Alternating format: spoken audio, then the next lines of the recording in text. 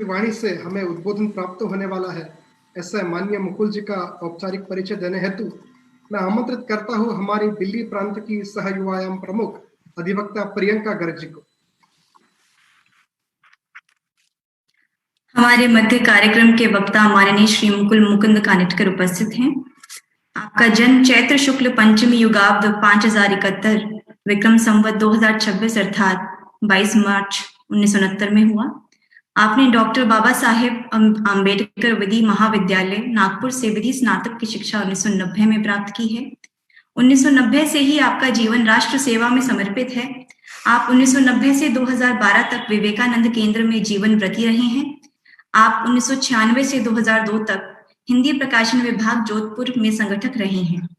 आपने हिंदी मासिक पत्रिका केंद्र भारती के शब्दांकन परिवार का संयोजन 1998 से 2002 तक किया है।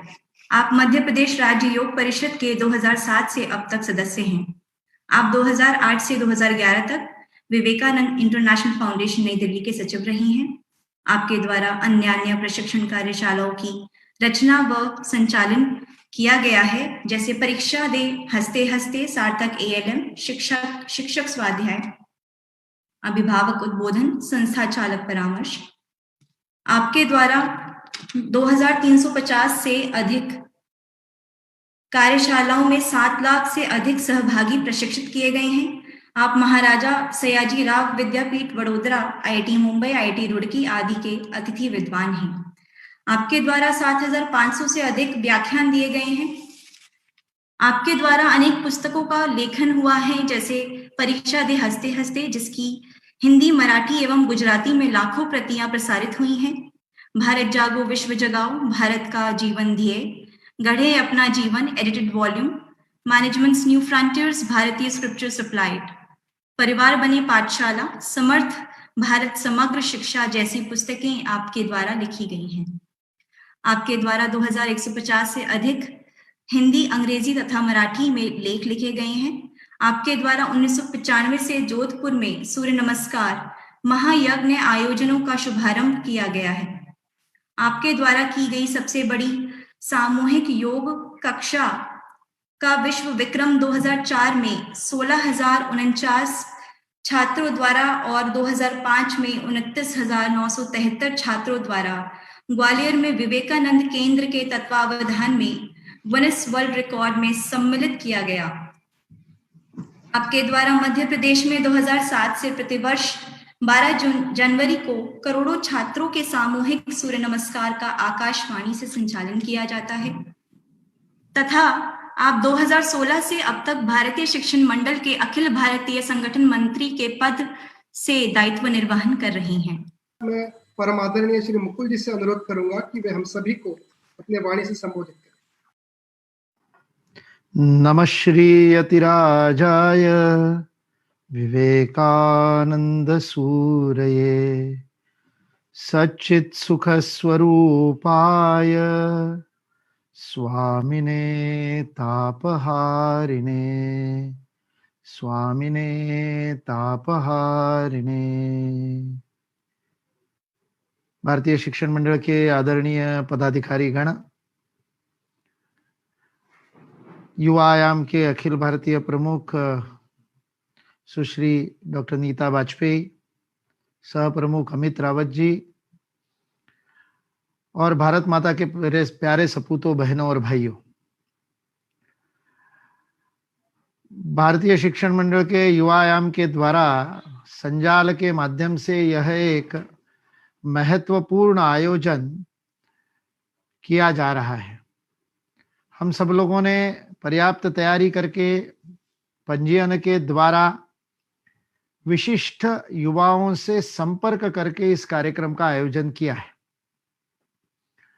स्वामी विवेकानंद की जयंती को 1985 से और राष्ट्रीय युवा दिवस के रूप में मनाया जाता है। युवाओं के प्रतिनिधि के रूप में, चिर युवा के रूप में स्वामी विवेकानंद को सारा विश्व मानता है। जिनकी आयु ही 40 वर्ष से कम थी, मात्र 39 वर्ष 6 माह और 20 दिन में जिन्होंने अपना सारा जीवन कार्य कर लिया और सारे विश्व को चमत्कृत करने वाला क्रांतिकारी कार्य किया, उस स्वामी विवेकानंद के सिवा युवाओं का और प्रतिनिधि कौन हो सकता है? नित्य नूतन चिरपुरातन भारतीय संस्कृति, हिंदुत्व और वैदिक धर्म के जीवित प्रतिनिधि के रूप में स्वामी विवेकानंद को विश्व जानता है।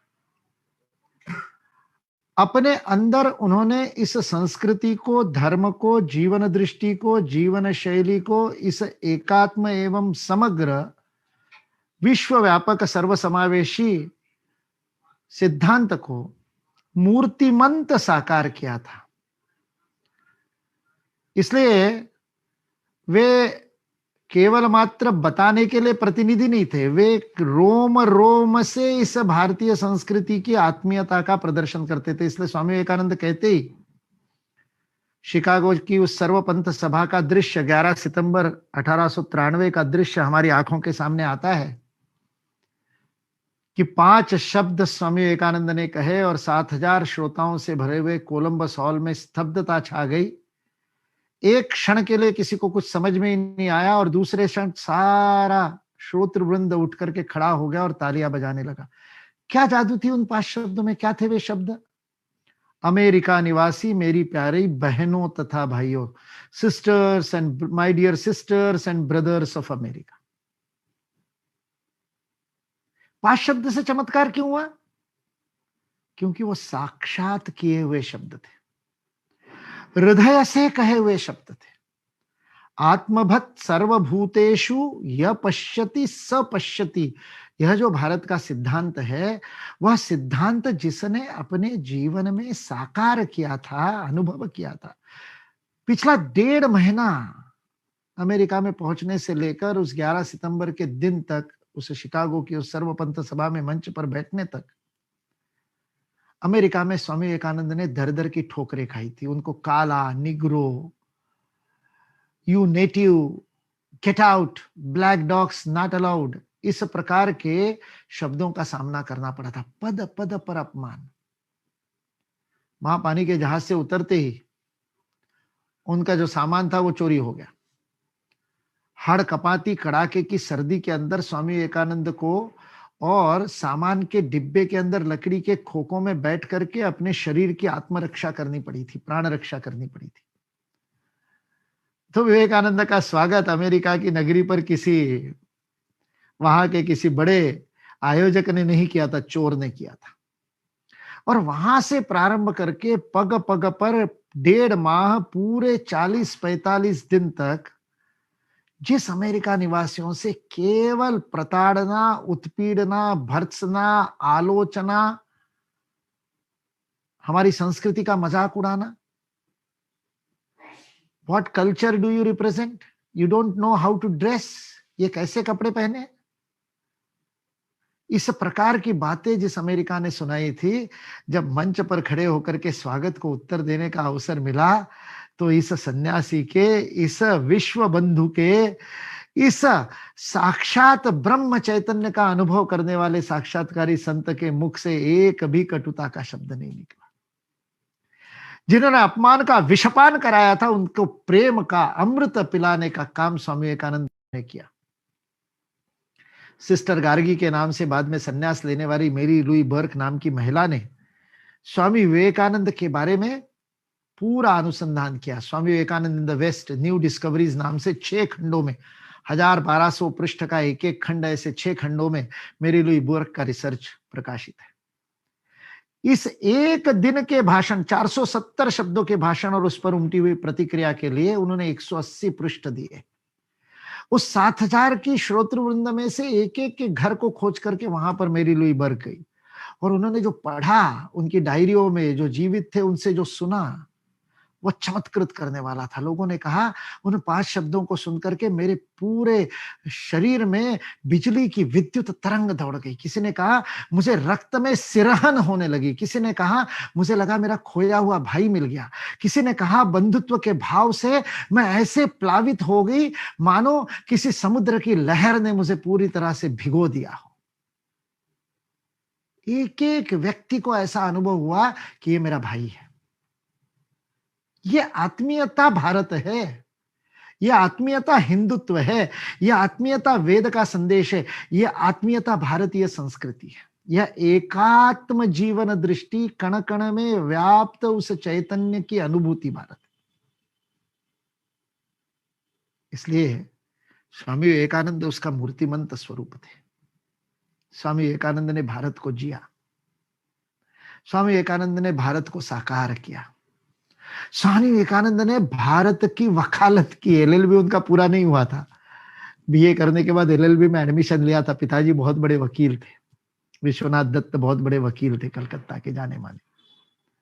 स्वामी विवेकानंद ने एलएलबी नहीं की, किंतु भारतीय संस्कृति की जैसी वकालत, जैसी पैरवी, उसके समर्थन में जो तर्कपूर्ण बातें, अत्यंत विश्वास, दृढ़ता और कहीं कहीं पर तो आक्रामकता के साथ स्वामी विवेकानंद ने पश्चिम में रखी है, वह आज सीखने की आवश्यकता है।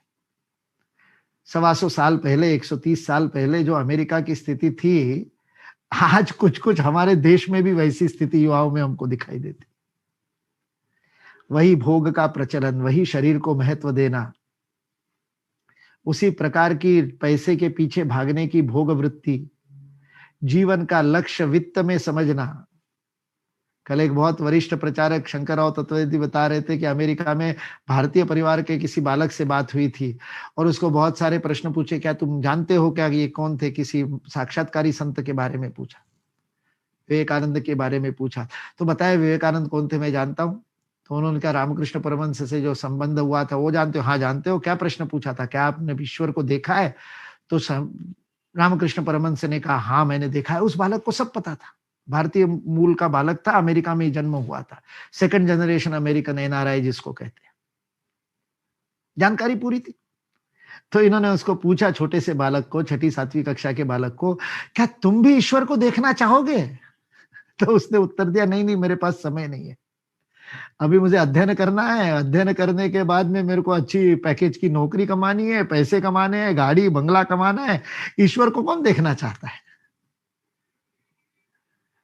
स्वामी विवेकानंद को यही अमेरिका, स्वामी विवेकानंद ने चकाचौंध भरा देखा था। स्वामी विवेकानंद ने एक पत्र में लिखा है, यह अमेरिका ऐसा मजेदार देश है, इसमें 4 लोग इकट्ठे आ जाए तो कंपनी बना लेते हैं, क्योंकि लाभ कमाना ही इनके जीवन का उद्देश्य है, वित्त ही इनके जीवन का उद्देश्य है, भोग ही उनके जीवन का उद्देश्य है। आज का भारत में ऐसे लोग नहीं होंगे। विवेकानंद केंद्र में एक ग्रुप डिस्कशन चल रहा था, स्वाध्याय चल रहा था, और उस स्वाध्याय में बातचीत चल रही थी, मेरा हीरो कौन।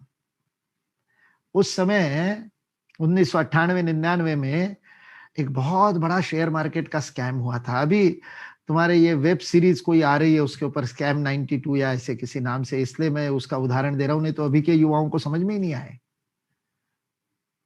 और एक गुजरात के एक छोटे से और गरीब घर से निकले हुए, मिडिल क्लास फैमिली से निकले हुए एक हर्षद मेहता नाम के शेयर ब्रोकर ने पूरे भारत को हिला दिया। 5,000 करोड़ का वगैरह वगैरह घपला। उस समय 1000 करोड़ तो समझ में नहीं आता था क्या है। सूटकेस में और प्रधानमंत्री को रिश्वत देने के लिए जाना, और ये सारा मामला प्रसिद्ध हुआ था। हम कॉलेज में थे तब। उसके 6-7 साल बाद नागपुर के विवेकानंद केंद्र में एक युवा शिविर के अंदर चल रहे मंथन कार्यक्रम में मेरे जीवन का आदर्श कौन पूछने पर एक युवा ने बताया, मैं हर्षद मेहता बनना चाहता हूं, तो जो उस समय जेल में था। तो भोग, पैसा कमाना, ये न के न प्रकारेण और श्रीमंत बनना, ये जीवन का लक्ष्य जो अमेरिकी जीवन का लक्ष्य था, वो आज भारत में कुछ हो रहा है। इसलिए आज स्वामी विवेकानंद हमारे लिए अधिक प्रासंगिक हो गए उस समय से अधिक। अमेरिका में स्वामी विवेकानंद ने उस समय जो बातें बताई वो आज हमारे लिए ज्यादा महत्वपूर्ण है। इसलिए उनका जो तर्क है, उनकी जो बताने की शैली है, आज के युवाओं के सामने जब हम भारतीय संस्कृति को समझाने के लिए जाएंगे तब विवेकानंद हमारा साथ देंगे। आज भारत का विरोध करने वाले लोगों के कुतर्कों का उत्तर देने के लिए जब हम अपने आप को बौद्धिक योद्धा के रूप में सन्नद्ध करेंगे तब स्वामी विवेकानंद हमारा साथ देंगे। इसलिए जब विवेकानंद जयंती पर विषय की बात हुई तो मैंने विवेकानंद का जीवन और संदेश पर बात करने का नहीं कहा। आज तो बहुत लेख आए और बहुत व्हाट्सएप पे आपको स्वामी जी की जीवनी मिल जाएगी, और पढ़ भी लीजिए। स्वामी विवेकानंद का 10 खंडों में साहित्य, उसको पढ़िए। उसकी समग्र छोटी छोटी पुस्तकें भी निकली है उसमें से, उसको पढ़िए। विवेकानंद ने क्या कहा ये बताने के लिए मैं नहीं आया। जयंती क्यों मनानी, क्यों विवेकानंद का स्मरण करना? 150 वर्ष से अधिक हो गए, 158 वर्ष पूर्व जिनका जन्म हुआ 1863 में। आज तो सब कुछ बदल गया ना। 150 साल पहले ये देश परतंत्र था। अभी अभी हमने 1857 के युद्ध में परास्त हुए थे। अंग्रेज भारत में कंसोलिडेट हो रहे थे। 1863 का पृष्ठभूमि बड़ी विचित्र थी।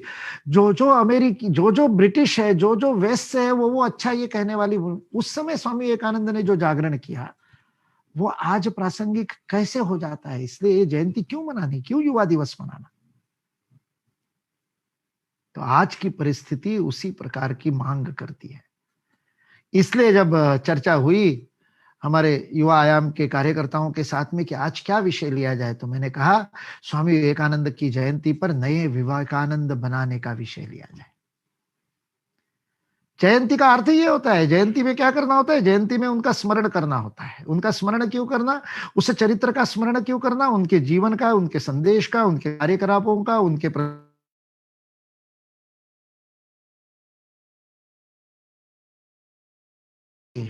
अतीत में जीने के लिए नहीं, नहीं, नहीं, भविष्य के निर्माण के लिए। अतीत का स्मरण ताकि भविष्य का निर्माण कर सके। हम पूजा करते हैं, क्यों पूजा करते हैं? पूजा शब्द का ही अर्थ है संस्कृत में पुनरेव जायते इति पूजा। जिसकी पूजा करते हैं उसके जैसा हो जाने की बात करते हैं। शिवम भूतवा शिवम यजेत। शिव की पूजा करनी है तो शिव बनना पड़ेगा। तो विवेकानंद की जयंती मनानी है तो विवेकानंद बनना पड़ेगा।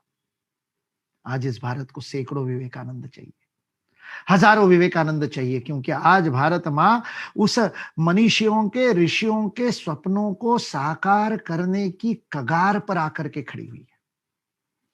इतने वर्षों से, इतने पीढ़ियों से अपने आप को गलाने वाले तपस्वियों के जीवन के ध्येय को पूर्तता करने का समय और अवसर हमारे सामने आ गया। एक धक्का और दो वाली स्थिति आ गई है।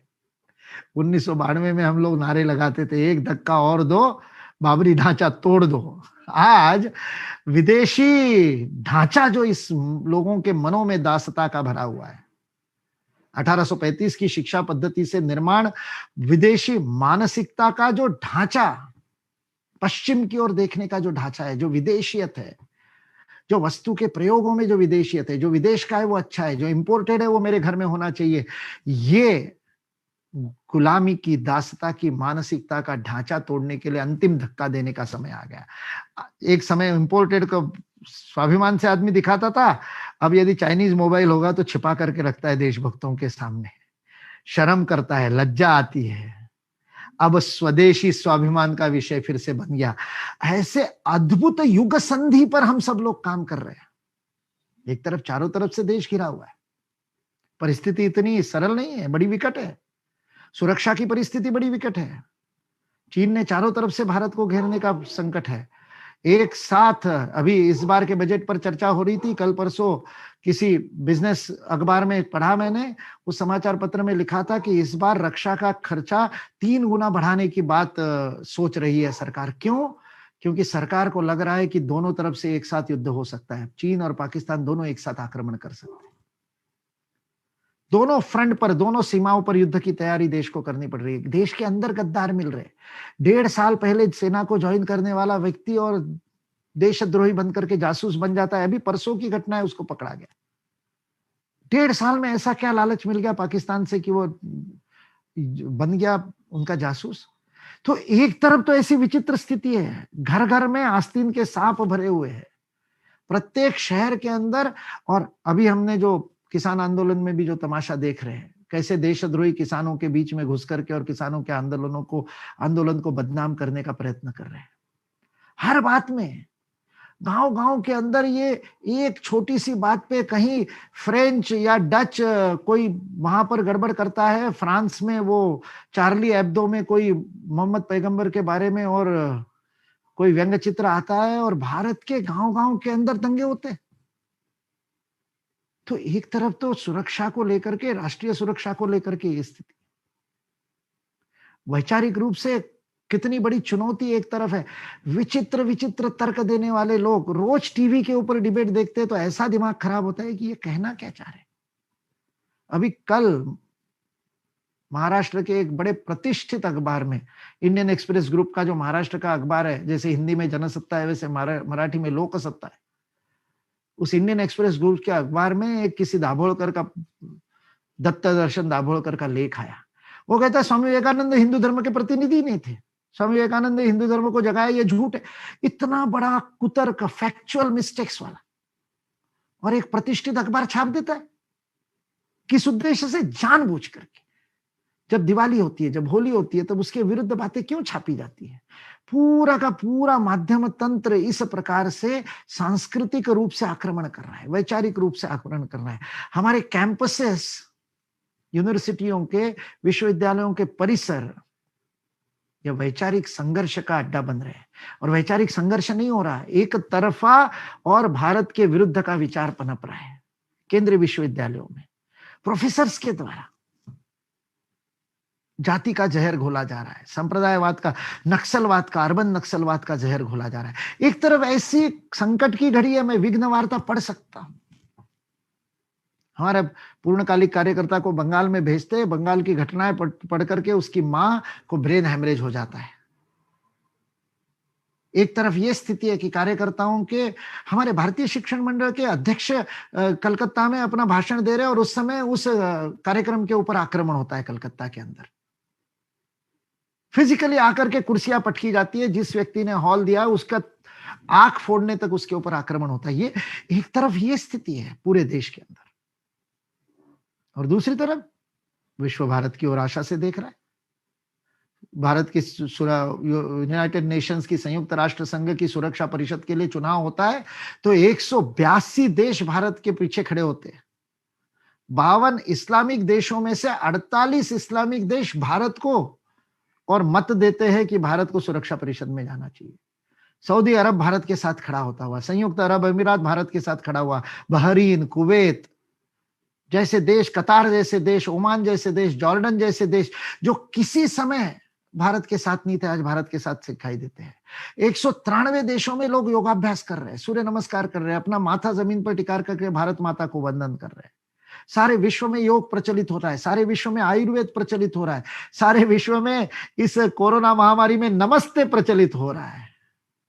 भारतीय संस्कृति की पुनः दिग्विजय सारे विश्व में हो रही है। एक तरफ संकट घर के अंदर, और दूसरी तरफ विश्व आपके तरफ देख रहा है। आपकी जीवन शैली पर रिसर्च हो रहा है, आपके मंदिरों के ऊपर रिसर्च हो रहा है, आपकी स्थापत्य कला पर रिसर्च हो रहा है।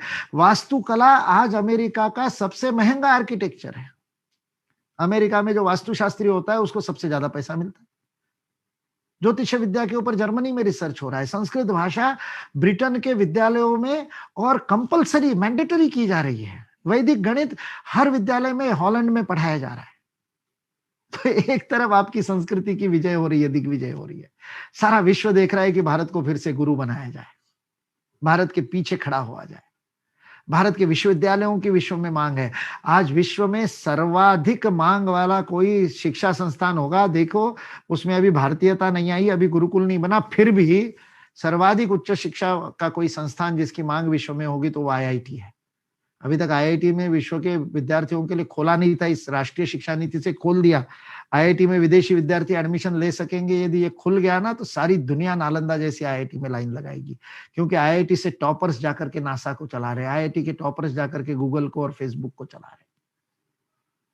इतना ही नहीं, विद्यालयी शिक्षा में मुझे पता नहीं हम में से कितने लोगों को पता है, सीबीएसई का इंटरनेशनल सिलेबस, सीबीएसई आई उसको कहते हैं, सीबीएसई आई का जो इंटरनेशनल सिलेबस है, उस इंटरनेशनल सिलेबस से चलने वाले 400 से अधिक विद्यालय विश्व में है, और वो जहां जहां पर है वहां वहां के सर्वोत्तम विद्यालय माने जाते हैं। सिंगापुर के best school, chain of schools है जिसमें 6 विद्यालय सिंगापुर में है, जो चेन ऑफ स्कूल विद्यालयों की जिसके अंदर, और सिंगापुर का सबसे और प्रतिष्ठित व्यक्ति अपने बच्चे को एडमिशन दिलाना था, प्रवेश दिलाना चाहता है, वो सीबीएसई द्वारा संचालित विद्यालय, हमारे नागपुर के संचालक है उनकी चेन ऑफ स्कूल सिंगापुर में, सीबीएसई आई का सिलेबस लेकर के। कुवैत का, अबू धाबी का, दुबई का, संयुक्त अरब अमीरात के सारे 40 विद्यालय सीबीएसई आई के संयुक्त अरब अमीरात में, वहां का बेस्ट स्कूल सीबीएसई का स्कूल।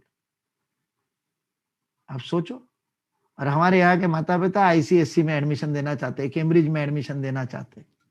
ये जो विदेशी मानसिकता का भूत चढ़ा है, उसको एक अंतिम धक्का देने की आवश्यकता है। लेकिन वो भावना के बूते पर नहीं होगा, नारे लगा करके नहीं होगा, भारत माता की जय बोल करके नहीं होगा।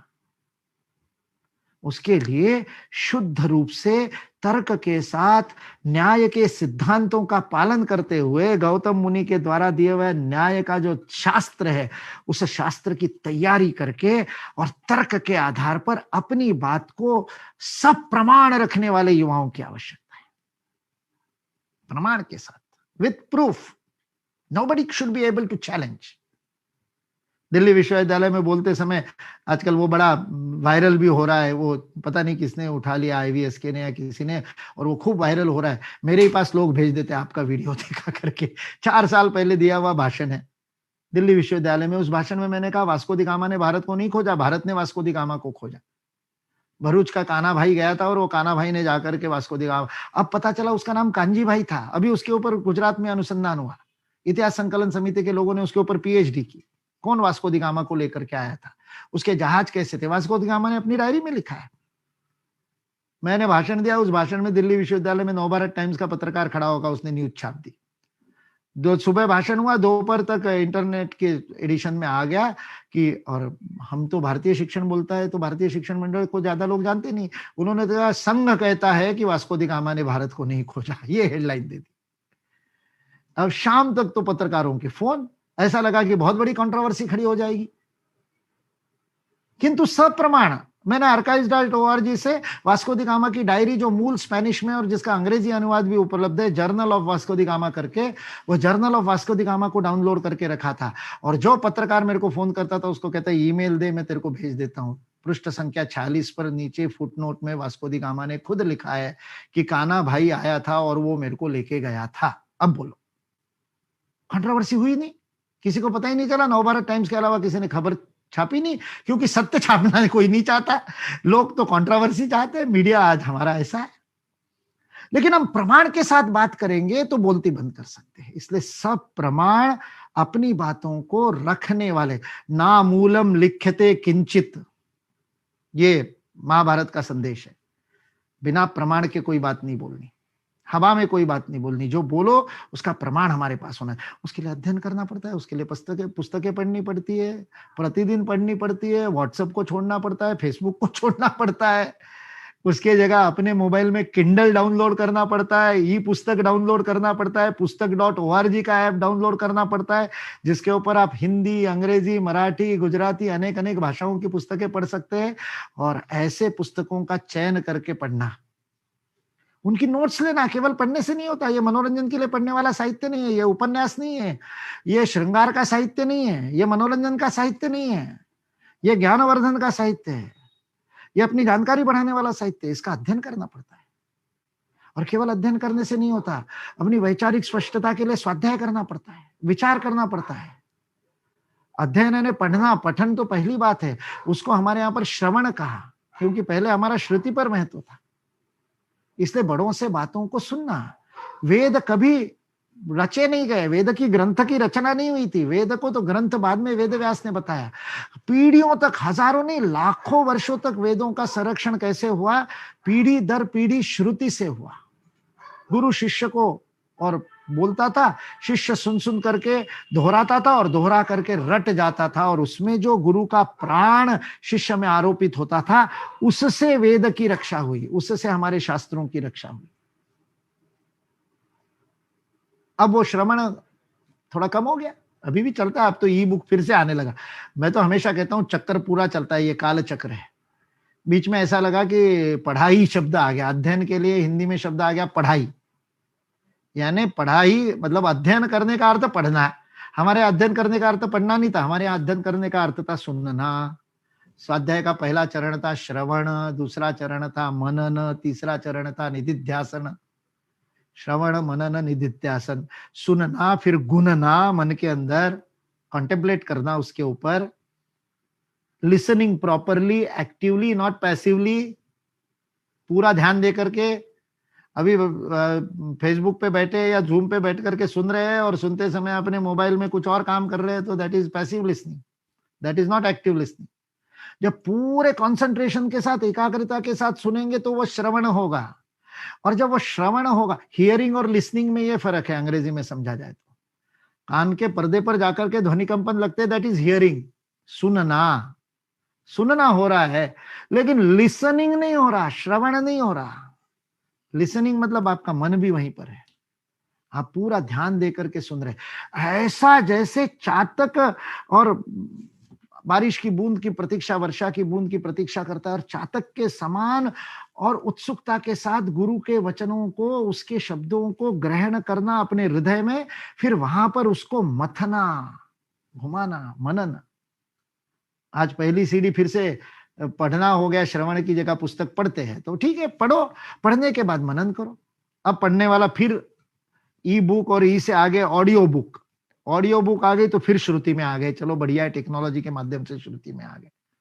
आलस के कारण आ गए वो अलग बात है, कौन पढ़ेगा, तो बोले पीडीएफ खोल दो और फिर कंप्यूटर मेरे को पढ़ के सुनाएगा। आज सारे विदेशों में ऑडियो बुक की धमाल है, सारे पुस्तकों के किंडल ने ऑडियो बुक कर दिए कि आप कान में कर्ण पिशाच लगा करके और पुस्तक को सुनो। मैंने कहा बहुत बढ़िया, वेद फिर से श्रुति आ गई, ये घूम फिर करके हमारे पास ही आएंगे। सारे विश्व की शिक्षा व्यवस्था को 15 साल के अंदर गुरुकुल शिक्षा व्यवस्था में बदल देंगे, ये संकल्प लिया हमने। 2018 में गुरुकुल सम्मेलन में हो रहा है, टेक्नोलॉजी से हो जाएगा, लर्निंग मैनेजमेंट सिस्टम से हो जाएगा, इंटरनेट से हो जाएगा, सब गुरुकुल बन जाएंगे। ऑडियो बुक आ गए, तो श्रवण, मनन, निधिध्यासन, अंदर में गुनना, गुनने के बाद में निधिध्यासन, उसका नित्य स्वाध्याय करना, नोट्स लेना।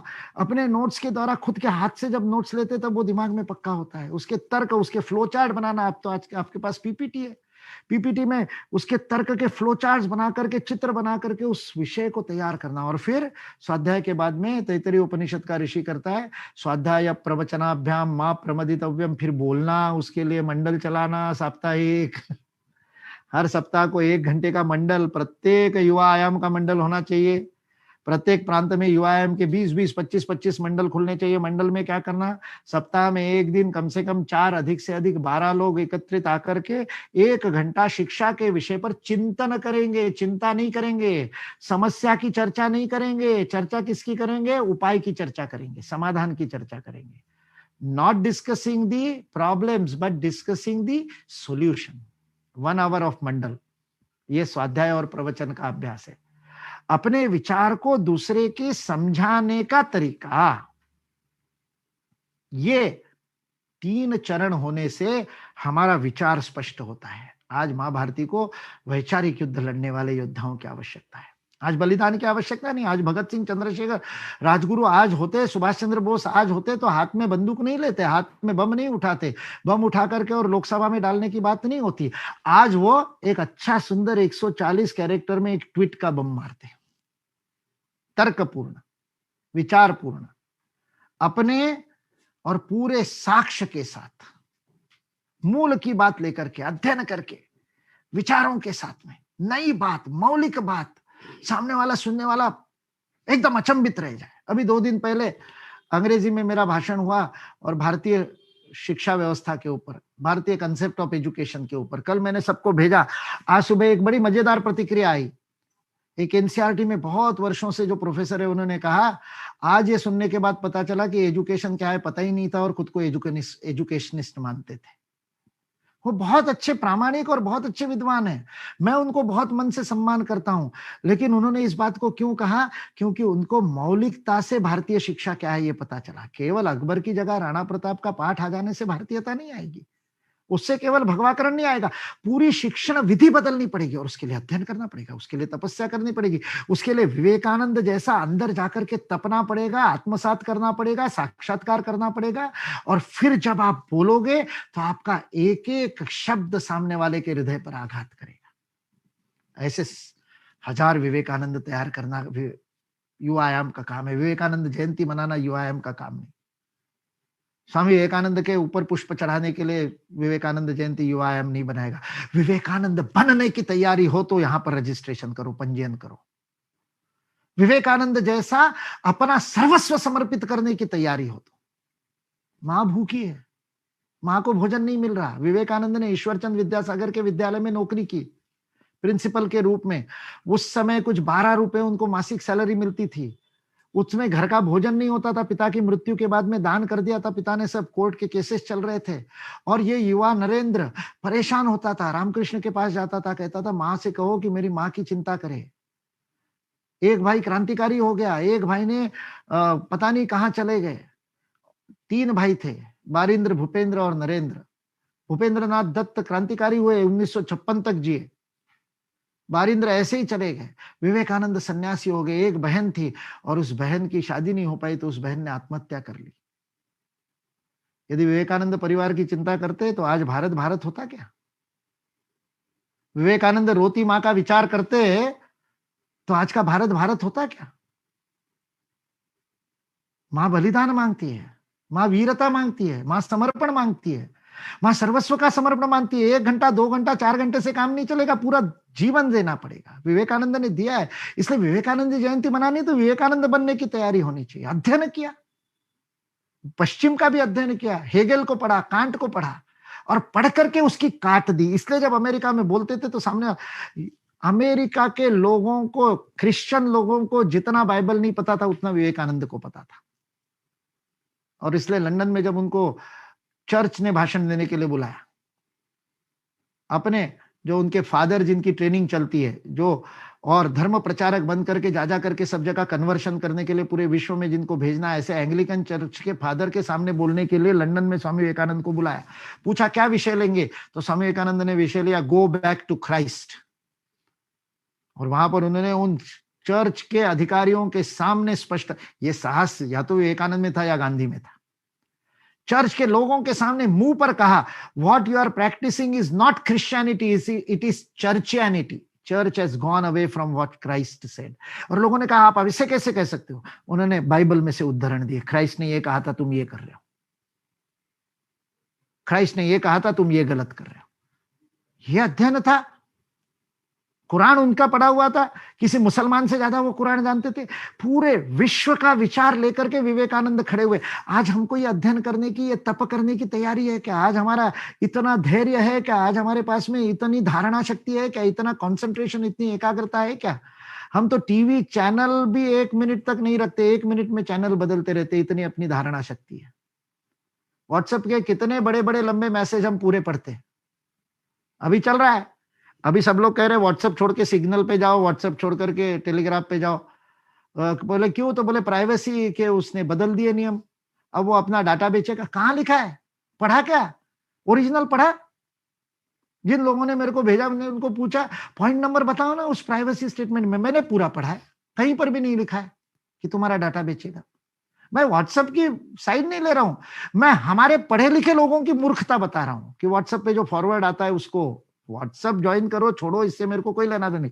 भारत मैसेंजर है एंड्रॉइड पे, उसको ज्वाइन करो। वो भारत के हमारे युवा कार्यकर्ता ने शहडोल के बनाया हुआ है, भारतीय शिक्षण मंडल से जुड़ा है वो युवा कार्यकर्ता शहडोल का, हमारे महाकौशल प्रांत के युवा आयाम का कार्यकर्ता है, उसका भारत मैसेंजर है। iOS में नहीं है, एप्पल में नहीं है, लेकिन एंड्रॉइड में है। उस भारत मैसेंजर को प्रयोग करो, स्वदेशी का प्रयोग करो। व्हाट्सएप से मेरे को कोई प्रेम नहीं है, लेकिन मिस इन्फॉर्मेशन के शिकार मत बनो।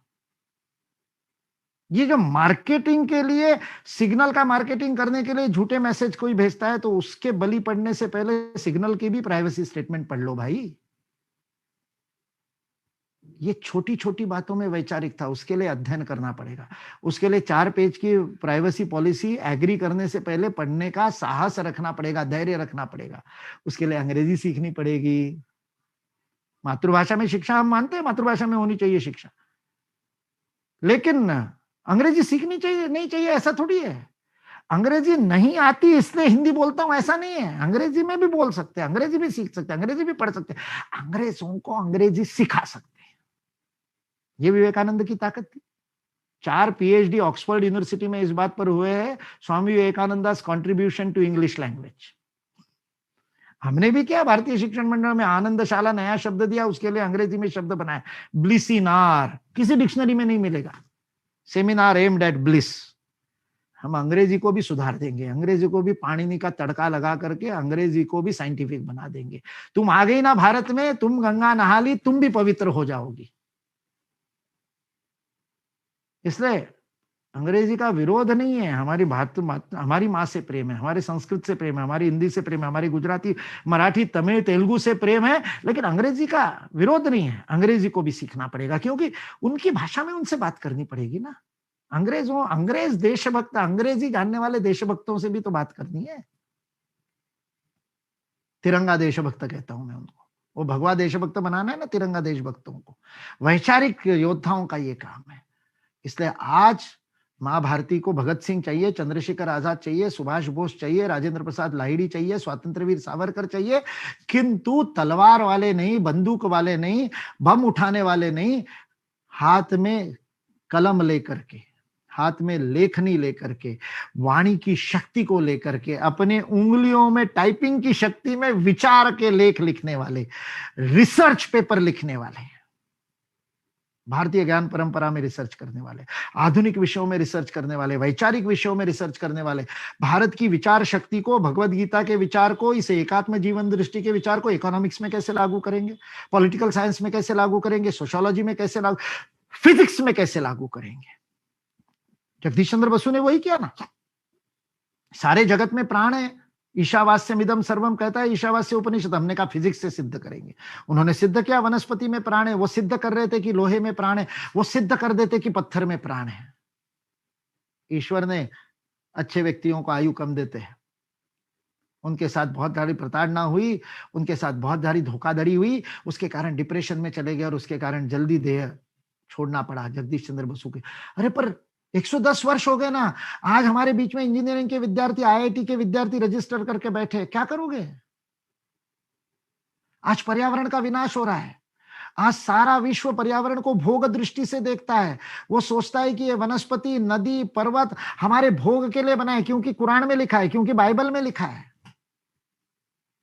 इसलिए सारा का सारा पश्चिम का जो व्यापारी तंत्र है वो भोग पर आधारित हुआ और उसने पूरी की पूरी पर्यावरण का इतना शोषण कर लिया कि आज अस्तित्व का संकट हो गया। अंग्रेजी में वो कहते हैं एग्जिस्टेंशियल प्रॉब्लम हो गया।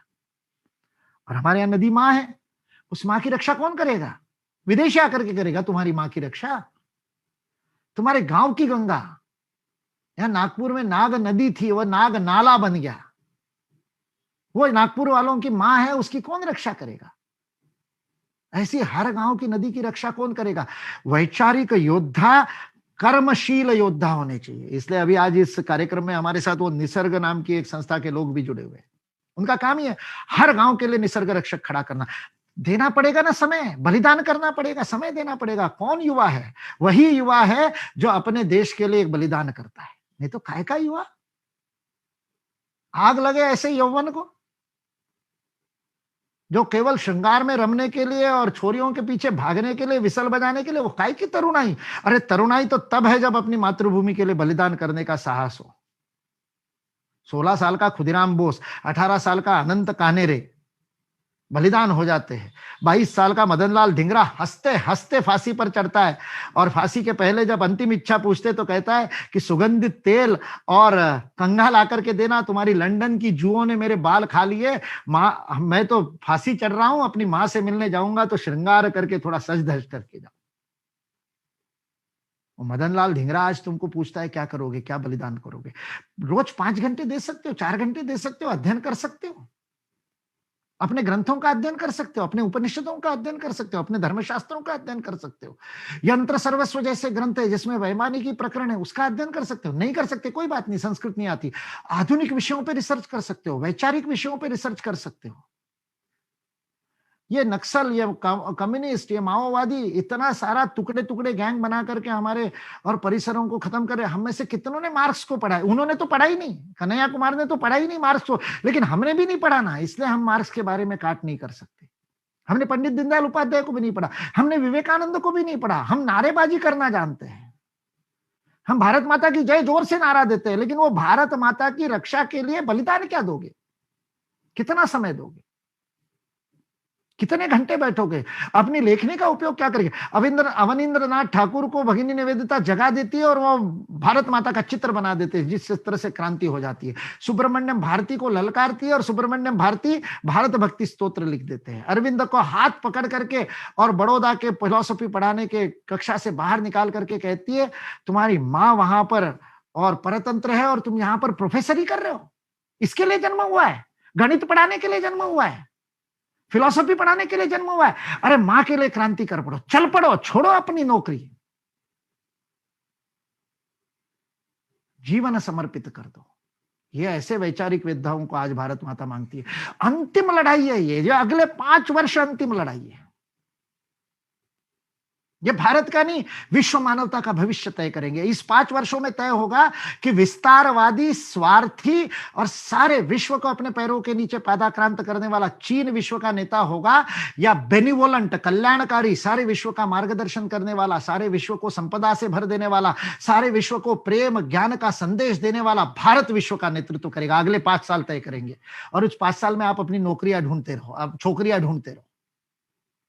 मेरा करियर था, जिस समय इतिहास करवट बदल ले रहा था और जिस समय भारत माता और विश्व गुरु बनने के लिए सन्नद्ध हो रही थी, आपके शादी करके, मैंने तो की नहीं इसलिए मेरे को तो कोई पोता पूछने वाला नहीं, आपको अपना पड़पोता पूछेगा, तब तुम क्या कर रहे थे दादाजी? तब पोपले मुंह से बताना, अरे तब मैं अपने करियर की चिंता कर रहा था। अवसर है, अभी तय करने का अवसर है। विवेकानंद का वाक्य है, जीवन समर्पित तब किया जाता है जब यौवन है, तरुणाई है, शक्ति है, क्योंकि भगवान के चरणों में वह पुष्प अर्पित नहीं किए जाते जो म्लान और मुरझाए हुए हो।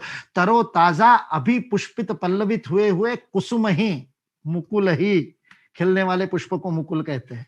ऐसे मुकुल ही अर्पित किए जाते हैं। कौन है, कौन बनेगा विवेकानंद, कौन बनेगा मुकुल? मां ऐसे वैचारिक योद्धा मानती है जो ये तप करने को तैयार हो, जो ये स्वाध्याय करने को तैयार हो, जो अपने जीवन को गलाने को तैयार हो, अपनी, अपने परिवार की, अपने माता पिता की भी चिंता छोड़ करके भारत माता की चिंता करने वाले विवेकानंद आज मां को चाहिए। और 100 से नहीं चलेगा। विवेकानंद ने तो 100 कहा था, मुझे 100 याद दे दो, मैं विश्व का कायापालट कर दूंगा। तब जनसंख्या भी कम थी और चुनौतियां भी कम थी, और 100 भी नहीं मिले थे उनको। जिस राष्ट्र के लिए अपना सारा जीवन गला दिया, उस भारत ने स्वामी विवेकानंद को 100 युवा भी नहीं दिए। 1902 के जुलाई में उनका बलिदान हुआ था। 1902 फरवरी की घटना है। स्वामी विवेकानंद रात के समय और अपने कक्ष के बाहर बरामदे में और घूम रहे थे, और वहां पर उनके ही एक सन्यासी कार्यकर्ता गोपाल, उसकी वृद्ध मां, गोपालेर मां करके उनको जानते हैं रामकृष्ण भाव संघ के अंदर, वो गोपालेर मां वहां पर रात को नींद नहीं आ रही थी इसलिए बैठी थी। वो गोपालेर मां ने ध्यान से सुना कि स्वामी विवेकानंद क्या कह रहे हैं। वो बंगाली में और इधर उधर शेर की भांति घूमते हुए कुछ बड़बड़ा रहे थे। और क्या बोल रहे थे? वो बंगाली में अपनी मां को पुकार रहे थे, भवतारिणी मां को, और मां को पुकार कर रहे थे, मां 100 ही तो मांगे थे, उतने भी नहीं दिए तुमने। अब ये शरीर और साथ नहीं देगा मां, कौन मेरा स्वप्न पूरा करेगा? उस विवेकानंद का वह मृत्यु से पहले का आर्तनाद मुझे रात भर सोने नहीं देता। जब से यह घटना पड़ी है तब से रात रात भर आवाज आती है, मां 100 ही तो मांगे थे। जिन्होंने हमारे लिए सब कुछ गला दिया। उस चेन्नई में, मद्रास में पार्थसारथी मंदिर के पीछे युवाओं को किए हुए आह्वान में विवेकानंद कहते हैं, मेरे पास इस राष्ट्र के पुनर्जागरण की, विश्व के कल्याण की, मानवता के उद्धार की योजना है। मुझे वो योजना ऋषियों ने, मां ने दिखाई है। मैं तुम्हारे साथ वो योजना बांटना चाहता हूं। उस योजना पर काम करने के लिए आ जाओ। यदि तुम आओगे तो मैं तुम्हारे साथ काम करूंगा। पिछले 30 वर्षों से 24 घंटे 365 दिन मां भारती के लिए अपना जीवन अर्पण करने के बाद, जब से पूर्णकालिक प्रचारक बना हूं, तब से हर क्षण यह अनुभव किया है कि कंधे से कंधा मिला करके विवेकानंद मेरे साथ काम करते। क्या आप विवेकानंद के साथ काम करना चाहते हो? क्या आप विवेकानंद बनना चाहते हो? तो आपका आह्वान है आज इस विवेकानंद जयंती के दिन। मां मांगती है, मां का खप्पर खाली। भवानी मंदिर में अरविंद ने लिखा है, खप्पर वाली का खप्पर खाली, रक्त मांगती खप्पर वाली। शोणित से तिलक करो मातृभूमि का, शोणित से बलिदानों से और मातृभूमि का अर्चन करो। यह आह्वान करते हैं भवानी मंदिर में। और वो वहां आनंद मठ में भी वह सन्यासी गाता है, मधुकैट बारे हरे मुरारे मधुकैट बारे। कौन मातृभूमि के लिए बलिदान करेगा? आज भवानी मंदिर की सन्यासिनी और आनंद मठ का सन्यासी आपसे आह्वान कर रहा है। क्या भारत के लिए अपने जीवन का समर्पण करने की तैयारी है? आज युद्ध करने की आवश्यकता नहीं, आज वैचारिक युद्ध की आवश्यकता है, इसलिए आज वैचारिक युद्ध चाहिए। भारतीय शिक्षण मंडल ने तय किया था 50 विस्तारक बनाएंगे, अभी 38 ही बने हैं, 12 बाकी। और 50 से क्या होगा? संकट इतना गहराया हुआ है, चारों तरफ से आक्रमण है, सारे विश्व के विश्वविद्यालयों में षड्यंत्र हो रहे भारत के विरुद्ध। हमारे विदेशों में बैठे हुए भारतीय हमारे विरुद्ध लिख रहे हैं, संस्कृत के बारे में लिख रहे हैं, हमारी संस्कृति के बारे में लिख रहे हैं। हम कब किताबें छापेंगे? एक राजीव मल्होत्रा की किताब छापने से क्या होगा? एक संजीव सान्याल कब तक लड़ेगा? हजारों संजीव सान्याल, हजारों संक्रांत सानू, हजारों राजीव मल्होत्रा चाहिए जो अध्ययन करके पुस्तक लिखेंगे। क्या भारतीय शिक्षण मंडल के युवा आयाम के प्रत्येक प्रांत में ऐसे एक एक विवेकानंद, एक एक राजीव मल्होत्रा देने की शक्ति है? ये आह्वान करने के लिए आज की विवेकानंद जयंती। आइए हम अपने जीवन में संकल्प करें, मां भारत माता के लिए बलिदान करने का, अपना समय लगाने का, अपना सर्वस्व अर्पण करने का। तेरा तुझको अर्पण क्या लागे मेरा, ये सब कुछ तो माने दिया, ये शरीर माने दिया।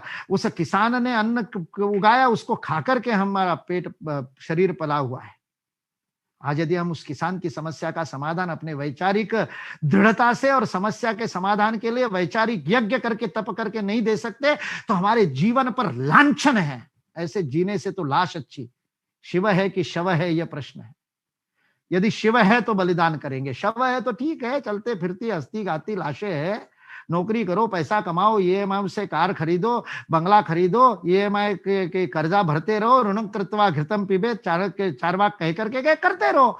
अपने जैसे 2-4 और पैदा कर दो देश की संख्या में, और 130 करोड़ की आबादी, उसको 150 करोड़ की आबादी कर दो, 1.5 अरब की कर दो। दुनिया की 7 अरब आबादी में और 2-4-10 शून्य लगा दो।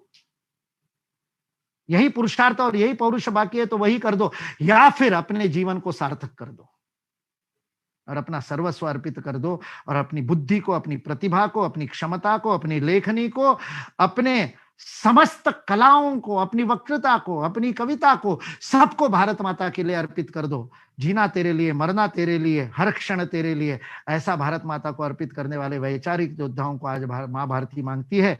यही आह्वान करते हुए विवेकानंद जयंती पर स्वामी विवेकानंद के चरणों में अपने प्रणाम व्यक्त करता हूं। धन्यवाद परम आदरणीय संगठन मंत्री जी।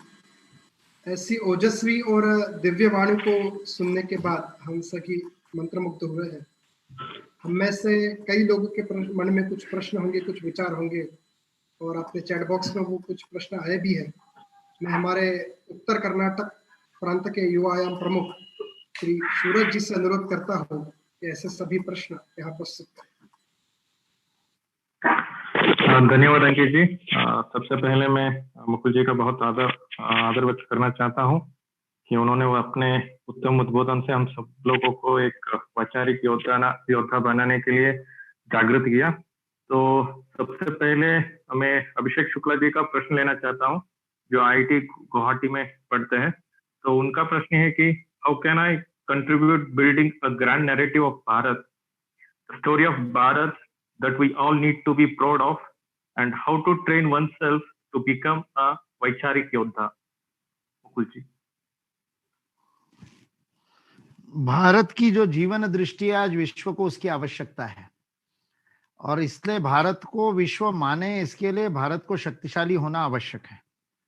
भारत तब भी जब शक्तिशाली होगा तब भारत को लोग मानेंगे, और इसके लिए सभी क्षेत्रों में भारत की शक्ति को बढ़ाना यह हमारा काम है। चैट बॉक्स में किसी अभिषेक सिंह ने यह भी लिखा है क्वेश्चन आंसर में कि पैसों के बिना क्या होगा। पैसों से कुछ नहीं होता है। आज अमेरिका सबसे गरीब देश है। अब आपको आश्चर्य होगा मैं ये क्यों कह रहा हूं। 21 खरब डॉलर के अमेरिका की और इकोनॉमी है, जीडीपी है, और उसके ऊपर 28 खरब डॉलर का कर्जा है। अभी आप देख लो जाकर के, नेशनल डेट ऑफ यूएस नाम की वेबसाइट में जाकर के देख लो। नेशनल डेट क्लॉक इस नाम से अमेरिका की वेबसाइट है जो आपको बता देगी 28 खरब डॉलर का कर्जा, 21 खरब डॉलर की आमदनी। पैसा नहीं है, भीख मांग करके सामर्थ्य है। क्यों? टेक्नोलॉजी है, ज्ञान है, सारे पेटेंट उनके पास है। दुनिया के सारे जितने अच्छे लोग हैं उन सबको उन्होंने इकट्ठा किया। भारत का टॉपर वहां पर जाता है, चाइना का टॉपर वहां पर जाता है, जापान का टॉपर वहां पर जाता है, कोरिया का टॉपर वहां पर जाता है, वहां की खोज करता है। आज भारत में वो ताकत है। आज सारे विश्व को कोविड की 2 वैक्सीन भारत ने दी है सबसे पहले। हमारे पास वो प्रतिभा की शक्ति है। इसलिए पैसे से काम नहीं होता, आज भी ज्ञान से ही काम होता है। ज्ञान की शक्ति से ही हम आगे बढ़ेंगे, इसलिए वो ज्ञान की शक्ति अर्जित करनी पड़ेगी। तब हमारा जो ग्रैंड नैरेटिव इतने वर्षों से चला आ रहा, एकात्म जीवन दृष्टि का, जिसको एकात्म जीवन दर्शन के रूप में पंडित दीनदयाल उपाध्याय ने बताया, उससे पहले बद्रीशाह टुलदारिया ने दैशिक शास्त्र के रूप में 1921 में पुस्तक लिखी थी। भारत की विश्व दृष्टि विश्व तब मानेगा। मैंने भी जीडीपी के स्थान पर ग्रॉस नेशनल कंट्रीब्यूशन, जीएनसी, ये विश्व के विकास का परिमाण होना चाहिए, मैंने भी लेख लिखा है, मैंने भी लिखा है। कौन मानेगा भाई? जब तक आप ताकतवर नहीं होगे, आपकी बात क्यों मानेगा? आपको ताकतवर बंद करके दिखाना पड़ेगा, और वो ताकतवर पैसे से नहीं बनेगा, ज्ञान से बनेगा। उसके लिए तप करना पड़ेगा, उसके लिए वैचारिक योद्धा बनना पड़ेगा, उसके लिए समर्पित होना पड़ेगा, रिसर्च में समर्पित होना पड़ेगा, अनुसंधान करना पड़ेगा। धन्यवाद जी। अगला प्रश्न पंजाब प्रांत है, अमन राणा का। वो पूछते हैं कि real invention, innovation and research में भारत के विश्वविद्यालय के आउटपुट इतने कम क्यों हैं, और इसको हम कैसे बेहतर कर सकते हैं? रिसर्च फॉर रिसर्जेंस फाउंडेशन भारतीय शिक्षण मंडल ने तैयार किया है, वो इसी के ऊपर काम करता है। कम क्यों है, उसका कारण एक ही है ना, सबसे सारा अच्छा आपका जो टॉपर है वो तो विदेश में चला जाता है, नंबर 1, नंबर 2 जाता है मल्टीनेशनल कंपनी में, नंबर 3 मूर्खता करके आईएएस बन जाता है। इंजीनियरिंग और मेडिकल और आईआईटी करने के बाद में पता नहीं उसको क्या सूझती है, तो यूपीएससी के एग्जाम, लाखों लोग दिल्ली में बैठ करके यूपीएससी के एग्जाम दे रहे हैं, पता नहीं क्या उस भ्रष्ट कैडर के आकर्षण है कि हमारे अच्छे बच्चे वहां पर जाकर के सड़ जाते हैं, और केवल भ्रष्टाचार और उस शिक्षा लाल फीताशाही में अपना सारी प्रतिभा गवा देते। तीसरे, चौथे, 5वें दर्जे का व्यक्ति विश्वविद्यालय में जाकर के और रिसर्च कर रहा है, इसरो में जाकर के रिसर्च कर रहा है। तीसरे चौथे दर्जे के विद्वान के भरोसे इसरो मंगलयान भेज देता है, चंद्रयान भेज देता है। तो इसलिए तीसरा चौथा जब इतना विद्वान है, तो नंबर 1 यदि भारत में रह गया, टिक गया, तो क्या चमत्कार हो सकता है। इसलिए विश्वविद्यालयों के रिसर्च को यदि आगे बढ़ाना है, तो हमारे को पैशनेट रिसर्चर चाहिए, हमको समर्पित रिसर्चर चाहिए, और वो तैयार करने का काम रिसर्च फॉर रिसर्जेंस फाउंडेशन कर रहा है। धन्यवाद जी। अगला प्रश्न है प्रीति गुप्ता, गुना, मध्य प्रदेश से। वो पूछती है कि क्या स्वामी विवेकानंद जी का सनातन धर्म की फिलोसफी को नया शिक्षा नीति में ऐड किया जा सकता है, और कैसे?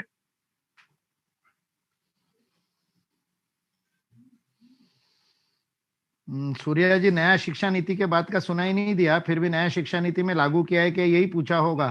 हाँ जी, हाँ जी। ना तो लागू किया हुआ है। नई शिक्षा नीति पूरी विवेकानंद विचार पर ही आधारित है। 2 जगह पर नाम भी लिखा है, लेकिन नाम नहीं भी लिखा होता तो भी स्वामी विवेकानंद के जो शिक्षा विचार है, जिसमें अंतर्निहित शक्तियों को बाहर निकालने को उन्होंने शिक्षा माना है, वो विचार इस शिक्षा नीति का, राष्ट्रीय शिक्षा नीति 2020 का प्राण है। धन्यवाद जी। अगला प्रश्न है सोनीपत से एंजेला का। वो पूछिए कि how to handle the mental stress and lack of confidence among youngsters. एक ही कारण है इस सब का, डिप्रेशन का या लैक ऑफ कंसंट्रेशन का, या इस प्रकार के जो विषाद की स्थिति होती है, whatever all these problems, psychological problems which have got big names like anxiety and all that, only one reason for that is lack of clear vision of goal of life. मेरा जन्म किस लिए हुआ है, क्या करने के लिए मैंने जन्म लिया है, क्या मेरे जीवन का उद्देश्य है? This is the basic thing which is lacking in our education today. Who am I? What is the goal of my life? What is the purpose of my life? यदि इस बात को हम युवाओं तक पहुंचा पाए, और एक हायर पर्पस, एक सबलाइम पर्पस, एक उदात्त जीवन ध्येय यदि हम युवाओं के सामने रख सके, तो ये सारी साइकोलॉजिकल समस्याएं दूर हो सकती है। धन्यवाद जी। पैसे कमाने, पैसा और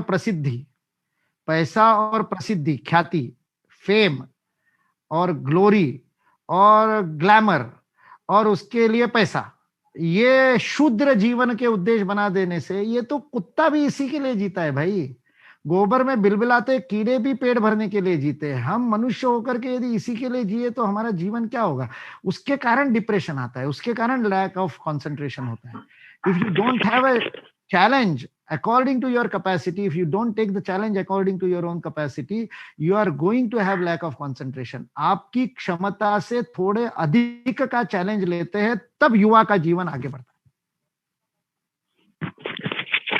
धन्यवाद जी। अगला प्रश्न कर्नाटक उत्तर प्रांत से हेमंत जी पूछे कि how can we contribute to the local history and किस तरह से हम रीजनल लैंग्वेज को एक सोर्स ऑफ लिटरेचर के माध्यम से देख सकते हैं। आपने प्रश्न का उत्तर दे दिया है। अपनी भाषा में काम करना शुरू कीजिए, अपनी भाषा में अच्छे काम कीजिए, अपनी भाषा में अच्छे स्तर की कलाकृतियों का निर्माण कीजिए, अपनी भाषा में अच्छे स्तर की पुस्तकों का लेखन कीजिए, अपनी स्थानीय इतिहास के लिए प्राइमरी सोर्सेस पर काम कीजिए। अभी मैंने कुछ दिन पहले पुणे से कुछ 30 किलोमीटर दूर बुद्ध केव्स है, जिस केव्स के अंदर इतना बड़ा इतिहास छिपा हुआ है। अभी मैंने हमारे पुणे RFRF के ग्रुप पे कुछ दिन पहले डाला। 25-25 साल से पुणे में रहने वाले लोगों को पता नहीं है, अपना लोकल इतिहास पता नहीं है, अपने आसपास की चीजों में जाकर के हमने काम नहीं किया। इसलिए हमको दल बनाने पड़ेंगे, टीमें बनानी पड़ेगी, उसके ऊपर लेख लिखना शुरू करना पड़ेगा, लेखमाला लिखनी पड़ेगी, फिर लेखमाला से पुस्तक बनाने पड़ेंगे। यही तरीका है उसका। धन्यवाद जी। अगला प्रश्न सौरव धार का दक्षिण बांग प्रांत से है। What should be the philosophy for social science research? Social science का एक ही उद्देश्य होना चाहिए, समाज को और देश को जोड़ने वाला रिसर्च होना चाहिए। वर्तमान स्थिति में सारा का सारा रिसर्च तोड़ने वाला रिसर्च हो रहा है। उस तोड़ने वाले रिसर्च के साथ स्थान पर जोड़ने वाला रिसर्च, एकात्मता लाने वाला रिसर्च, जैसे वनवासियों के ऊपर रिसर्च करना है, आदिवासियों के ऊपर, ट्राइबल्स के ऊपर, तो ये रिसर्च होना चाहिए कि ट्राइबल्स की जो जीवन शैली है, उनके जो परंपरा है, बच्चे का जन्म होने के बाद वो क्या करते हैं, विवाह के समय वो क्या करते हैं, किसी वृद्ध की मृत्यु होने के बाद अंत्येष्टि में क्या संस्कार करते हैं, उसके ऊपर रिसर्च करते समय उसका और वैदिक लिटरेचर से, उसका सनातन धर्म की परंपराओं से साम्य क्या है। हमारे नागपुर के नवीन भाई भट्ट है, उन्होंने पूरी की पूरी उनकी PhD इस विषय पर है।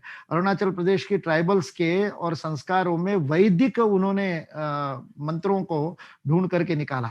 ऐसे समानता ढूंढने वाले, भेद ढूंढने के स्थान पर, अलगाव ढूंढने के स्थान पर समानता ढूंढने वाला रिसर्च करना ये बहुत आवश्यक है। सोशियोलॉजी में परिवार की महानता के रिसर्च करने चाहिए। क्या भारत के GDP में परिवारों का कितना बड़ा योगदान है? जो माँ घर में केवल सेवा करती है, नौकरी नहीं करती है, कुछ नहीं करती है, ऐसा जिस माँ के बारे में कहा जाता है, वो GDP में कितना बड़ा योगदान दे रही है, इसके ऊपर इकोनॉमिक्स में रिसर्च होना चाहिए, ताकि परिवार की और माँ की महत्ता समाज के सामने आए।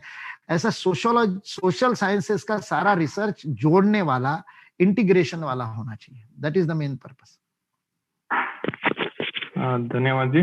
अगला प्रश्न डॉक्टर सतपाल रोहतक से है। वो पूछे कि how a satisfactory career can be chosen keeping in mind the new education policy, because this policy is giving a multiple options which create a situation like putting feet in three boat. ये तो बड़ी विचित्र बात है। अवसर नहीं थे तब हम इस बात के लिए रो रहे थे कि हम जो करना चाहते हैं वो करने को नहीं मिल रहा है। मेरे को संगीत में करियर बनाना था, लेकिन मेरे को जबरदस्ती IIT में जाना पड़ रहा है। मेरे को लेखक बनना था, लेकिन लेखक का सम्मान नहीं। ये राष्ट्रीय शिक्षा नीति आपको अवसर दे रही है कि आपका जो पैशन है, आपका जो स्वभाव है, आपका जो धर्म है, उसके माध्यम से आप अपना जीवन बना सकते। करियर तो बहुत ही चिल्लर चीज है। करियर का तो मैं विचार ही नहीं करता। जो युवा करियर का विचार करता है उसको मैं व्यापारी समझता हूँ, उसको मैं मतलब पशु समझता हूँ।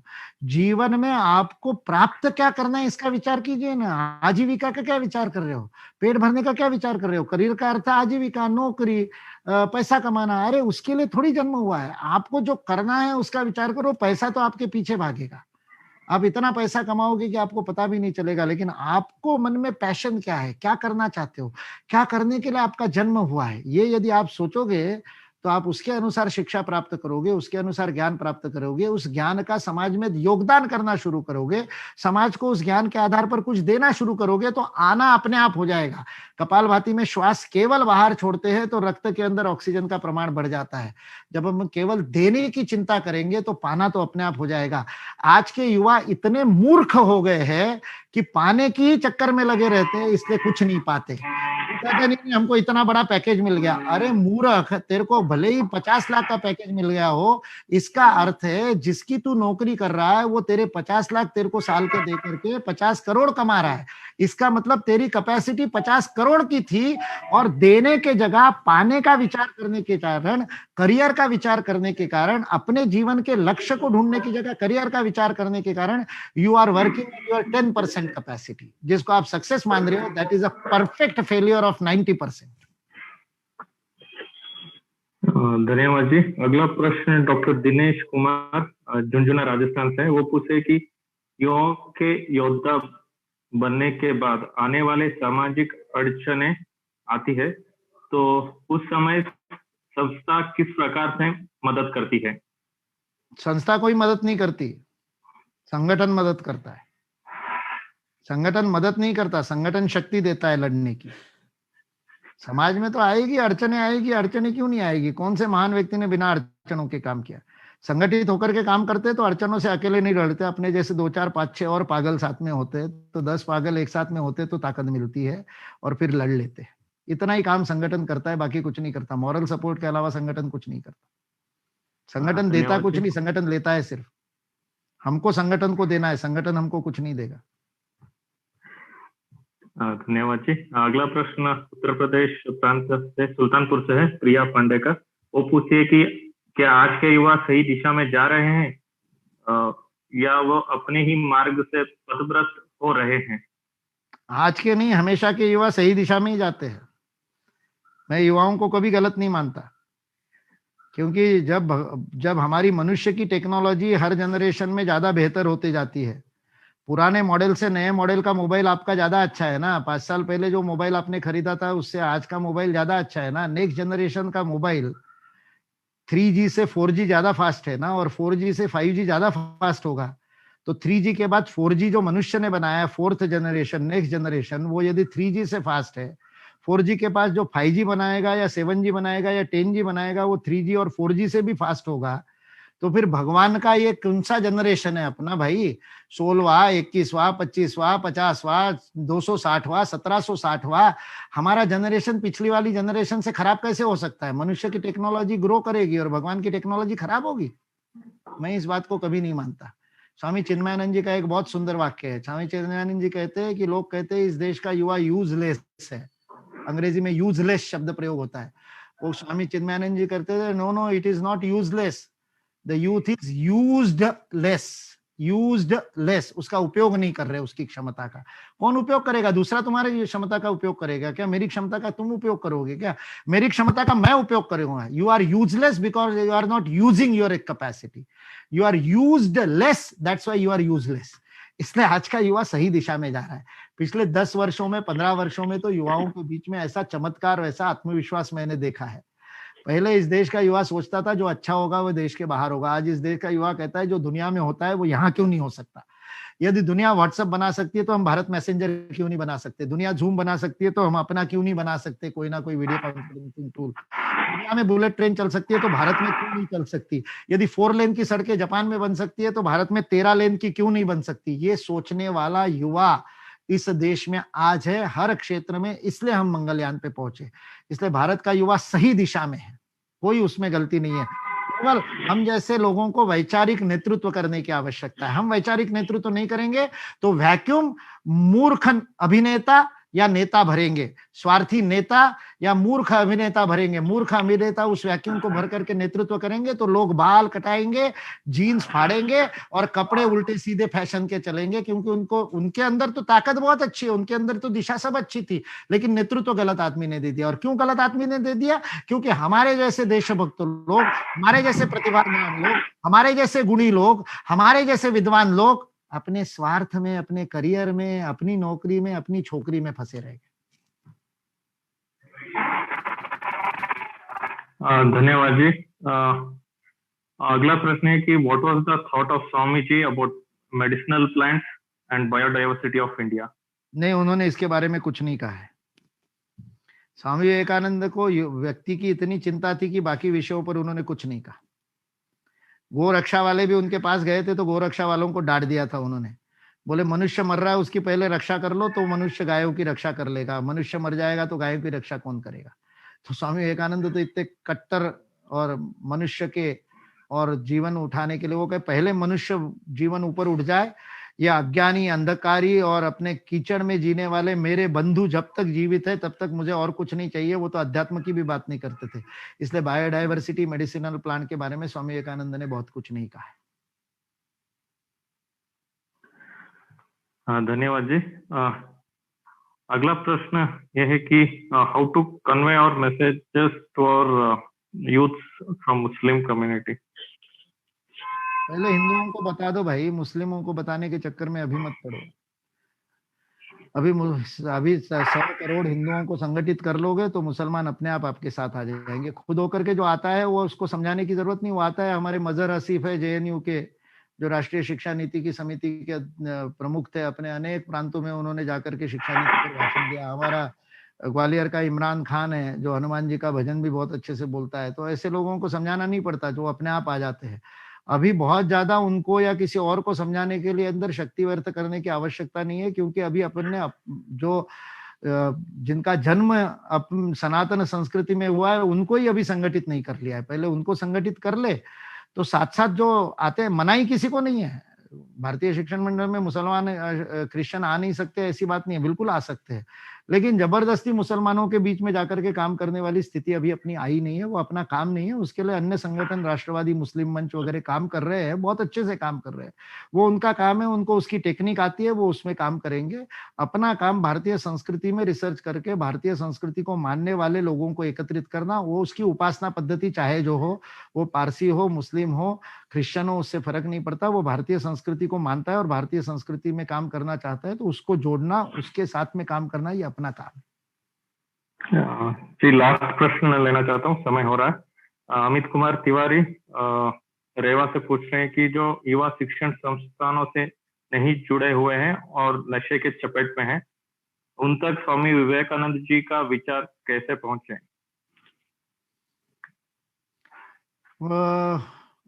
इसके लिए अपने को विभिन्न प्रकार के माध्यमों का प्रयोग करना पड़ेगा। सारे युवा आजकल वीडियो से और टीवी से, यूट्यूब से जुड़े हुए हैं। उन सबको अपने को, उन सब के लिए अपने को उस प्रकार का कंटेंट तैयार करना पड़ेगा। वो वैचारिक नहीं है, वो पढ़ते नहीं है, लेख नहीं पढ़ते, अखबार नहीं पढ़ते हैं, लेकिन वो यूट्यूब तो देखते हैं, वो व्हाट्सएप तो देखते हैं। तो उनको उसके लिए उस प्रकार का कंटेंट अपने को डेवलप करके देना पड़ेगा, तब उस प्रकार की बात होगी। किसी ने पूछा भारत की उच्च प्रतिभा विदेशों में जाने के लिए क्यों विवश है? अरे कोई विवश नहीं है यार, कोई विवश नहीं है। अपने स्वार्थ के लिए जाती है बाहर, कोई विवशता की बात नहीं है। इसरो जैसा चमत्कार भारत में होता है। जॉर्ज कुरियन जैसे लोग इस देश में रह करके विदेशों से इतने ऑफर थे, नहीं गए। इस देश में रह करके अमूल जैसी क्रांति आज से 20-25 साल पहले करते हैं, 50 साल पहले करते हैं। जगदीश चंद्र बसु आज से 100 साल पहले अटाले में कबाड़ के कमरे में जाकर के कबाड़ में से यंत्र बना करके अनुसंधान कर लेते हैं। इसलिए ये झूठे बहाने जो बनाते हैं कि फैसिलिटीज नहीं है, ये नहीं है, कुछ नहीं। अपने स्वार्थ के लिए लोग विदेश जाते हैं, खुद की जेब भरने के लिए, पैसा कमाने, अपने माता पिता को और मातृभूमि को छोड़ करके जाते हैं। पिछले जन्मों के पाप होते हैं वो विदेश में जाता है, पिछले जन्म के पुण्य किए होते हैं वो भारत में जन्म लेता है और भारत में ही रहता है। बहुत सारे प्रश्न हैं जिनके उत्तर अभी अपन समय के कारण नहीं ले सके। मैं मेरा मेल आईडी चैट बॉक्स में डाल रहा हूं, आप अपने प्रश्न मुझे मेल कर सकते हैं और उत्तर पा सकते हैं। धन्यवाद जी। धन्यवाद। मैं कृतज्ञता प्रकट करने के लिए हमारी अखिल भारतीय युवा आयाम प्रमुख आदरणीय डॉक्टर नीता वाजपेयी जी से अनुरोध करता हूं कि वे आए और कृतज्ञता प्रकट करें।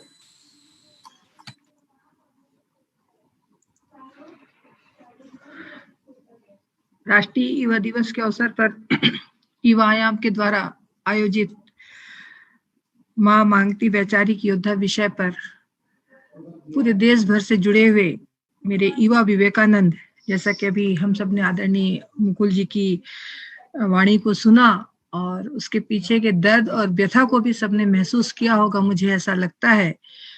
तो उस वैचारिक योद्धा बनने की तैयारी में जुड़े हुए मेरे सभी योद्धाओं को मैं नमस्कार करती हूँ।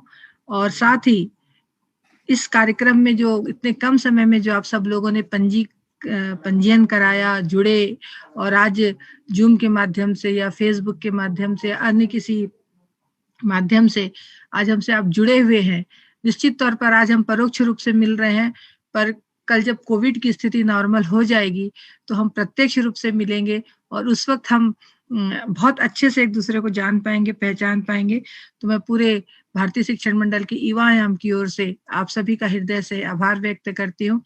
साथ ही हमारे बीच में हमारे भारतीय शिक्षण मंडल के अखिल भारतीय संगठन मंत्री आदरणीय मुकुल कानिटकर जी हैं, जो स्वयं विवेकानंद को जिया है और जीते हैं। आज उनकी सारी कार्यशैली, जीवन पद्धति कहीं से भी आप देख लीजिए, वो मुझे कभी कभी दूसरे विवेकानंद लगते हैं जब मैं उनसे चर्चा करती हूँ, बात करती हूँ।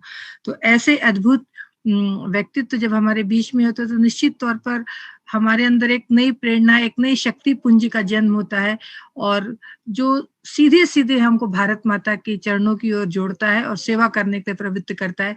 ऐसे हमारे अखिल भारतीय संगठन मंत्री का भी मैं युवा आयाम की तरफ से हृदय से आभार व्यक्त करती हूँ कि जिनका सतत मार्गदर्शन और प्रेरणा युवा आयाम को मिलती है। और आज देश भर के युवा जो आज संचार के माध्यम से हमारे साथ जुड़े हैं, निश्चित तौर पर कहीं ना कहीं प्रत्यक्ष अप्रत्यक्ष रूप से उनके जीवन में भी परिवर्तन आज से शुरू हो जाएगा, ऐसा मेरा विश्वास है। मैं पूरे युवा आयाम के तरफ से श्रद्धा के साथ आपका हृदय आभार व्यक्त करती हूँ। साथ ही इस पूरे कार्यक्रम को सफल बनाने में मेरे अनुज आदरणीय अमित जी, अंकित जी, अनुपम भाटिया जी, सूरज जी, प्रियंका जी, विशेष करके आनंद भैया, आनंद अग्रवाल जी, और भी तमाम आदर्श जी, शायद मैं बहुत सारा नाम छोड़ भी रही होंगी समय की कमी के कारण। ऐसे मेरे सभी प्रांत के युवा आयाम के जितने भी प्रमुख सह प्रमुख है, जिन्होंने रात दिन एकत्रित करके इतना पंजीयन कराया और आज जुड़े हुए हैं, उन सबका भी मैं हृदय से आभार व्यक्त करती हूँ। साथ ही आभार व्यक्त करने से यहाँ काम नहीं बनेगा, बल्कि हम सबको प्रण लेना है आज अपने आप को। आज इतना बड़ा दिन है, हमारा दिन है, युवाओं का दिन है, स्वामी विवेकानंद का दिन है, कि आज हम प्रण कर लें कि कम से कम 2 से 3 घंटा, 4 घंटा प्रतिदिन मैं भारत माता की सेवा के लिए समर्पित रहूंगा। और अगर मेरी शिक्षा पूरी हो गई है या मैं शिक्षा के अंतिम चरण में हूँ, तो क्या आने वाले 1 साल 2 साल मैं भारतीय शिक्षण मंडल से विस्तारक के रूप में जुड़ करके एक वैचारिक योद्धा बनने की लड़ाई में मैं आगे आ सकता हूँ क्या? आज ये प्रश्न आज सभी युवाओं के सामने है, और मेरा उनसे भी ये आग्रह रहेगा कि आज हम सोचें कि आज हमने भारत की आंतरिक स्थिति को भी देखा और बाह्य स्थिति को भी देखा। कहीं हम बहुत ताकतवर हैं और कहीं हम अपने आप से लड़ रहे हैं। तो इस संघर्ष की स्थिति में एक युवा होने के नाते अपने देश के प्रति, अपने समाज के प्रति मेरा क्या कर्तव्य है, इस भावना को फलीभूत करते हुए क्या मैं आज इस कार्यक्रम से संकल्प लेता हूं या लेती हूं कि मैं प्रतिदिन 2 से 3 घंटे, जो मेरी क्षमता है, जो मेरा स्वभाव है, क्योंकि मुझ में वायु का वेग है, युवा मतलब वायु का वेग, उस वेग के आधार पर मैं एक सही दिशा में कदम उठा सकता हूं या उठा सकती हूं और अपने आप को भारत माता की सेवा के लिए प्रस्तुत कर सकता हूं। ये विचारणीय प्रश्न आज हम सबके सामने है, और मेरा सभी ऐसे युवाओं से आग्रह रहेगा कि इस प्रश्न को आज मंथन करें, विचार करें, सोचें और फिर उसका उत्तर ढूंढने का प्रयास करें। इतना कहते हुए मैं पुनः सभी का हृदय से आभार व्यक्त करते हुए अपनी बात को समाप्त करती हूँ। जय हिंद, जय भारत।